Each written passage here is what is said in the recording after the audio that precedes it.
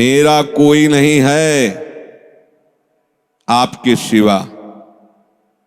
तो जो जो आपने अपना मान रखा वो सब वो घसीट लेंगे, क्योंकि वो कर तुम अकर तुम मन था कर तुम सर्व समर्थ है। दो प्रकार से, या अंदर से विवेक से वैराग्य प्रकट करके, या बाहर से राग ही हटा लेंगे। वो जगह नहीं रखेंगे जिसे आप अपना कह रहे हो। तैयार रहना। और यदि वास्तविक हृदय से ऐसी बात आ जाए तो उसी समय वो महात्मा हो गया। उसी समय करो सत्य, सत्य माने तत्काल, क्षिप्रम भवति धर्मात्मा। उसी समय बहुत जल्दी वो महात्मा बन जाता है। कितना सुंदर सिद्धांत है। रहो न कबहू कतहू कछु मेरो अपनो काम। अब अपने लिए कोई कार्य नहीं रह गया है। अपने लिए कितना कार्य था कि संसार में कोई हमारा न रह जाए। लोग रोते हैं इस बात का कि हमें संसार में कोई प्यार नहीं करता, कोई अपना नहीं। तो यही तो सिद्धि है। आओ इधर, हमारे मार्ग में ये लाभ है कि कोई हमें प्यार न करे। भर्तृहरि जी ने भगवान शंकर जब प्रसन्न हुए, प्रकट हुए, तो वरदान मांगा कि कभी कोई सम्मान से मुझे एक टुकड़ा भी न दे, क्योंकि ये सम्मान, ये प्यार प्रभु से विमुख कर देता है। देखो हम जी तुम्हारे बिना जी नहीं सकते, तुम चले गए तो मेरा क्या होगा। अब वो उसकी बात में ही समझो तुम्हें कितना प्यार कर रहा है। वो क्या कह रहा है? तुम चले गए तो मेरा क्या होगा। ये प्यार है। क्या सोच रहा है वो? मेरा क्या होगा। बस पकड़ लो, कोई तुम्हारा नहीं। कोई तुम्हें जो बहुत प्यार करता हो उसकी बात सुनना, उसमें आप अगर विवेक जागृत है तो उसमें गंध मिलेगी केवल स्वार्थ की, केवल स्वार्थ की। कहीं किसी कोने में तुम्हें प्यार नहीं मिलेगा। पूरी प्यार की जो स्वांग भरी वृत्ति है उसमें केवल स्वार्थ नृत्य कर रहा होगा, केवल वासना नृत्य कर रही होगी, केवल कामना का तांडव होगा। बस विवेक से देखना। अगर विवेक नहीं तो सब फंसे हुए तो उसी में है। प्रभु कह रहे हैं कि जब साधक भगवद आश्रय नहीं लेता तो कहीं ना कहीं उसके हृदय में भोक्ताव करता भाव बना रहता है, अहंकार के कारण। फिर वो विषयों का चिंतन करता है। बहुत ध्यान देने योग्य बात है। विषयों का भोग तो बाद की बात है। हमारी दुर्गति का प्रधान कारण विषय चिंतन है। इसीलिए भगवान ने कहा है कि जो मेरा चिंतन करता है निरंतर, उसके लिए मैं सुलभ हो जाता हूं। अनन्य चेता सततम यो माम स्मरति नित्य साहा तस्याहम सुलभा पार्थ। मैं उसके लिए सुलभ हो जाता हूं। अब यहां ध्यान देना है कि विषय क्रिया नहीं हुई, लेकिन केवल चिंतन आपके हृदय को बर्बाद कर देगा। इसीलिए कहा गया कि एक क्षण भी भगवत चिंतन छूटा तो हानि हो गई। ऐसे संस्कार गलत अंदर डाल देगा, वो जलाते रहेंगे। मन जो है ना, ऐसी स्थिति पैदा कर देगा कि ये ज्ञान विज्ञान आपकी समझ में ही नहीं आएगा। ध्यायतु विषयान पुंसः। प्रभु का आश्रय ना लेने के कारण, प्रभु के परायण ना होने के कारण, निरंतर भगवत चिंतन ना होने के कारण जो अंतर होता है वो विषय चिंतन होता है। ध्यान देना। दीर्घकाल निरंतर सत्कार सेवितो दृढ़ भूमि।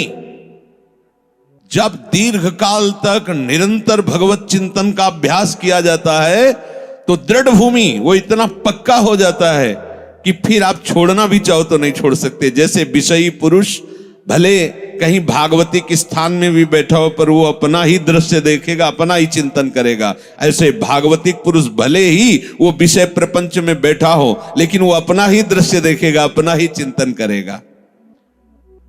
तो जो भगवत परायण नहीं होते, प्रभु का निरंतर चिंतन नहीं करते, उनका विषय चिंतन ही होता है। वो विषय चिंतन ही करता है ऐसा नहीं कह रहे। स्वाभाविक होता है विषय चिंतन उससे, क्योंकि भगवत परायण नहीं है, निरंतर भगवत भजन का अभ्यास नहीं किया तो होगा क्या? विषयों को भोगता रहा है। उसी कर्तृत्व भोक्तत्व भाव का चिंतन होता रहता है। ये बहुत खतरनाक स्थिति, प्रायः इसी स्थिति में पूरा संसार है। बैठे बैठे बस वही चल रहा है, ये किया वो करूंगा, ऐसा बना लिया वैसा बना लूंगा, अब इतना ऐसा हो जाए फिर वैसा हो, और ये सब का सोचते सोचते काल आ गया, मृत्यु, शरीर छूटा। अब जो सोच रहा था, जो सोचा उसके परिणाम से दूसरी योनि मिली, बस यही चक्र चल रहा है। जब ये प्रभु का चिंतन करता है तो संसार का चिंतन जो स्वाभाविक होता रहता था अब हो तो रहा है। देखो ना, जैसे हम नाम जप करते हैं, भगवत चिंतन की चेष्टा करते हैं तो बड़ी जोर से गंदगी आती है। यह सबका अनुभव है जो भजन करते हैं, बड़ी जोर से, जैसे कि दरिया में उफान आ गया हो, एक से एक गंदी, मतलब जो आपको भी लगेगा कि यार ऐसी बात कैसे हो सकती है, बिल्कुल घृणित, वो आराध्य देव पर घृणित भाव, वो अपने गुरुदेव पर घृणित भाव, वो कुछ भी डरना नहीं, समझना, ये आपके हृदय, तो आपको लगेगा कि कितना नीच हूं, कितना गंदा हूं, क्या क्या सोच रहा हूं, कैसे, मतलब कुछ नहीं, समझना, बिल्कुल तटस्थ भूमिका होनी चाहिए। मैं थोड़ी सोच रहा हूं ये सब गंदी नाली के कीड़े की तरह मन इंद्रिया भोगों में रहे, अभी गंदगी फेंक रहे, बिल्कुल तटस्थ। अरे मैं प्रियाजू के लिए क्या सोच रहा हूं, मैं लालजू के लिए क्या सोच रहा हूं, और मैं गुरुदेव के लिए क्या, बिल्कुल नहीं। ये बेईमान लोग हैं, ये हमको भयभीत करेंगे, हमारी निष्ठा बिगाड़ेंगे, हमारा भाव बिगाड़ेंगे, बिल्कुल नहीं मानना। ये हम बहुत खूब अनुभूत सोची समझी बात कह रहे, खूब साधकों से मिली हुई बात। ये अपने आराध्य देव पर ही गलत भाव कर लेगा, ये अपने गुरुदेव पर भी गलत भाव कर लेगा। आपको डरना नहीं है, ये किसी भी तरह से आपको हटाना चाहता है। जहां आप भगवत चिंतन में लगे, अब भगवत चिंतन आपके हृदय में आए हुए या बसे हुए या पुराने संस्कार सब मिटाएगा। बिल्कुल आपको चिंता नहीं करनी, बस चलने दो, नाम कीर्तन, नाम जप, मंत्र जप, वाणी चिंतन, चलने दो, सेवा, ये जितनी गंदगी, बस चुप रहो, देखते रहो, उबने की जरूरत नहीं, खिन्न नहीं होना, ना हर्षित होना है, दोनों बात समझ। खिन्न हो गए तो वो टिक जाएगा, ऐसा क्यों नहीं है, उसमें गंदगी, जब धुलाई हो रही तो निकलेगी सब बाहर, शांत एकदम। बहुत गंभीर होना चाहिए उपासक, इस स्थिति वाले को एकदम घबराना नहीं चाहिए। वो फिर अच्छी बातें भी डालता है जो संसार में सुखद मानी जाती है, उसमें आपको हर्षित नहीं होना, तटस्थ।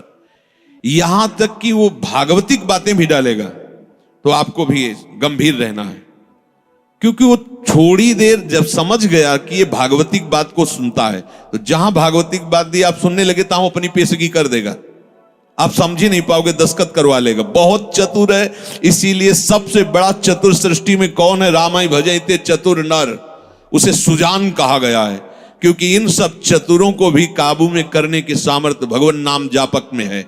एक एक हरकत वो मन की देखता रहता है, एक एक हरकत, छोटी सी छोटी उसकी चेष्टा। अच्छा समझ में आ रहा है, ठीक, कुछ नहीं, कोई नहीं बिगाड़ सकता, बस आप झुकना नहीं इस पे। बाहर की बात नहीं कह रहे, यहां की बात। आप उदास मत होना, आप निराश मत होना, और आप इनके आगे झुकना नहीं, दुष्टों के समुदाय के आगे। एक से एक पेशगी देंगे, आपको निराश करने की चेष्टा करेंगे, आपको ऐसा कर देंगे कि लगेगा भी इस भोग के बिना तो हम जी नहीं सकते, अब ये भोग भोग ले, फिर भगवान मिले या ना मिले। झुकना मत इनके आगे, ये दुष्ट प्रवृत्तियां आपको रौंदने की चेष्टा कर, और आप तभी नहीं झुकेंगे जब मत परायणा भगवदास। अगर भगवदास तरेरी तो बातें बोलते रहो, कुछ नहीं होने वाला, वो अपने आप वहीं आपको आकर्षित कर लेंगे। तो जो भगवद आश्रय छोड़ चुका है और संसार का आश्रय लिए है, तो चाहे जितनी चतुराई करे, संसार का ही चिंतन होगा। और संसार का चिंतन है विषयों का चिंतन, और विषयों का चिंतन। राधे राधे प्यारे भक्तों, आप हमारे चैनल पर नए और पहली बार है तो हमारे चैनल को सब्सक्राइब करें और साथ ही साथ नोटिफिकेशन को भी ऑन कर दीजिए ताकि ऐसी कोई भी माहिती प्रभु जी की वीडियो आए तो आपको सबसे पहले मिलती रहे। तो मिलते हैं दोस्तों को ऐसे ही नए और मज़ेदार टॉपिक के वीडियो के साथ। तब तक सभी को बाय बाय।